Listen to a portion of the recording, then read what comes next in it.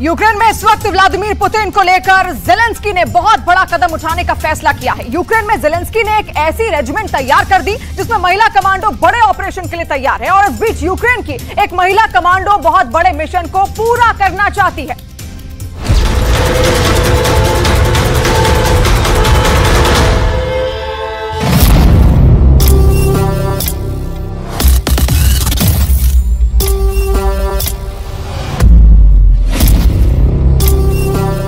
वापस आ गई है जेलेंस्की की विषकन्या। ये विषकन्या पहले से ज्यादा घातक है। ये पुतिन के लिए और भी ज्यादा खतरनाक बनकर आई है। इस विषकन्या के मंसूबे बहुत ही खूंखार हैं। अब ये पुतिन को सबसे आगे बढ़कर ललकार रही है। रूस की सेना को हराने का दम भर रही है। इस वक्त यूक्रेन से लेकर यूरोप तक इसी लेडी किलर की चर्चा है। बाइडेन पूछ रहे हैं कौन है ये? ऋषि सुनक जानना चाहते हैं कौन है ये?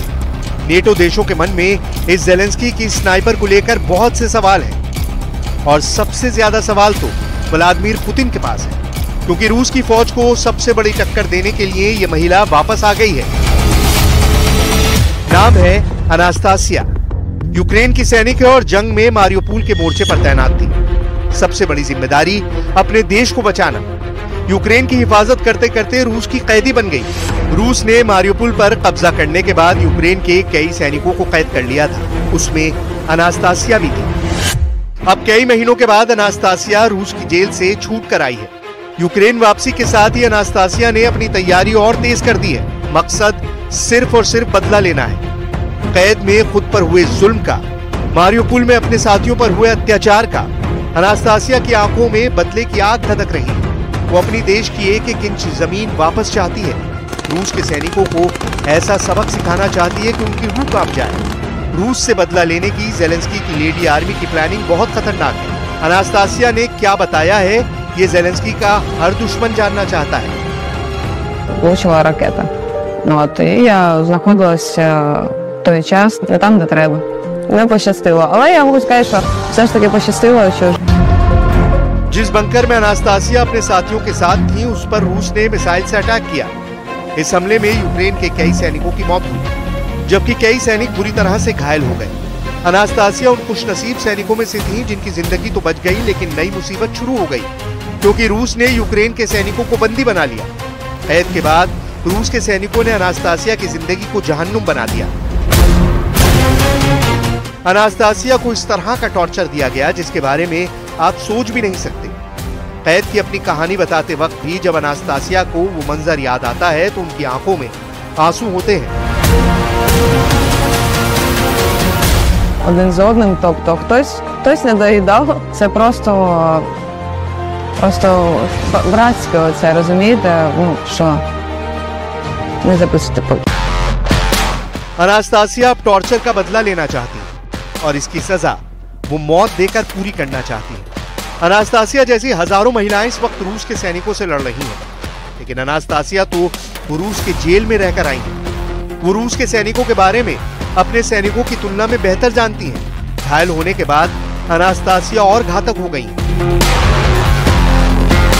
जेलेंस्की को इस बारे में पता है और इसीलिए उन्होंने अनास्तासिया को दोबारा फ्रंट पर भेजने की मंजूरी दी है। जेलेंस्की की जरूरत इस वक्त हथियार है जो उन्हें बाइडेन से मिल रहे हैं। सवाल है कि उन्हें सैनिक कौन देगा। नेटो देश भी यूक्रेन को भर भर के हथियार मुहैया करा रहे हैं, लेकिन जंग लड़ने के लिए सैनिक कोई नहीं दे रहा। पिछले करीब 1.5 साल से चल रही जंग में यूक्रेन के करीब 2 लाख सैनिक मारे गए। ये दावा रूस की मीडिया करती है। ऐसे में जेलेंस्की को सबसे ज्यादा जरूरत इस वक्त सैनिकों की है। नए सैनिकों में महिलाएं भी शामिल हो रही हैं, लेकिन नई फौज की जरूरत लगातार बनी हुई है। पश्चिमी मीडिया की रिपोर्ट्स बताती हैं कि फरवरी 2022 में जंग शुरू होने से पहले यूक्रेन की सेना में 32,000 महिलाएं थीं, जो अब बढ़कर 60,000 को पार कर गई। इसमें करीब 5,000 महिलाएं फ्रंट लाइन पर मोर्चा संभाल रही हैं। फरवरी 2022 में जब युद्ध शुरू हुआ तो विदेश से भी कई लड़ाके यूक्रेन आना शुरू हो गए और इनमें महिला सैनिकों की तादाद भी अच्छी खासी रही।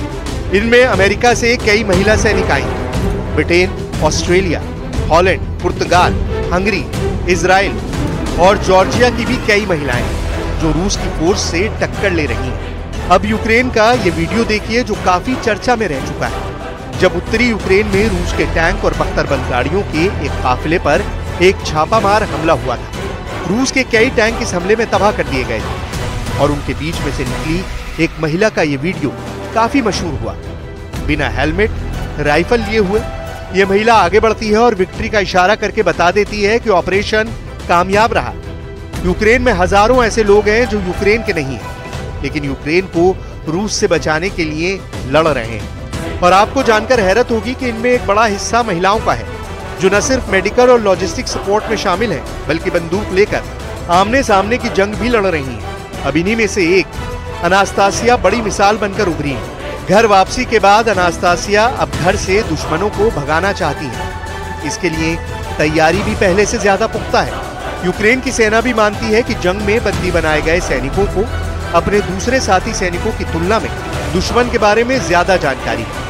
कैद से बाहर आए सैनिकों को बेहतर पता है कि दुश्मन को कहां चोट करनी है, कैसे चोट करनी है, दुश्मन की कमजोरी क्या है, उनकी तैयारी क्या है।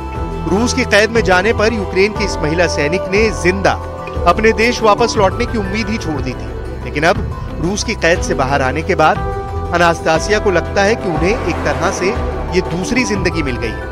उन्होंने अब फैसला लिया है कि वो साल में 2 बार अपना जन्मदिन मनाएंगे। पहला जिस दिन वास्तव में उनका जन्म हुआ था, जबकि दूसरा तब जब वो रूस की कैद से वापस छूट कर आएंगे। उन्हें लगता है कि ये एक तरह से उन्हें दूसरी जिंदगी मिली। Цей день, 17 жовтня, для мене, як і для кожної, яка тоді потрапила зі мною в обмін, це другий день народження.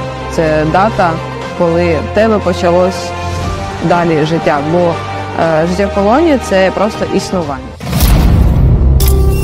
अनास्तासिया जैसी महिलाओं की तादाद बहुत ज्यादा है जो रूस को मजा चखाना चाहती हैं, पुतिन की सेना को खदेड़ देना चाहती हैं। इनमें से एक महिला कमांडर से मिली है जो इस वक्त डॉनबास में तैनात है और जिसने पुतिन की फौज को रोकने के लिए आखिरी दम तक लड़ने का फैसला लिया है। ज़ेलेंस्की तक भी इस महिला कमांडर की रिपोर्ट पहुंची है।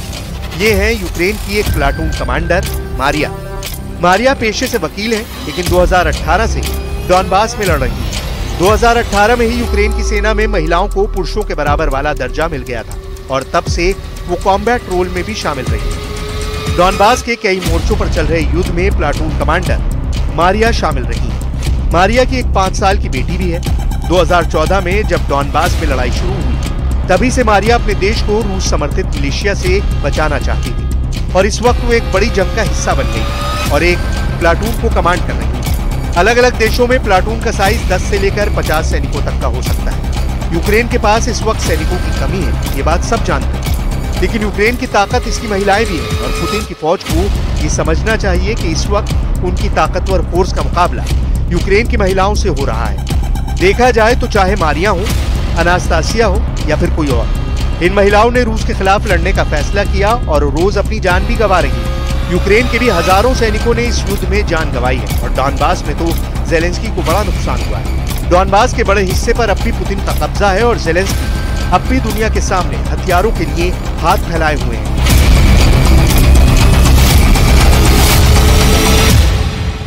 यूक्रेन के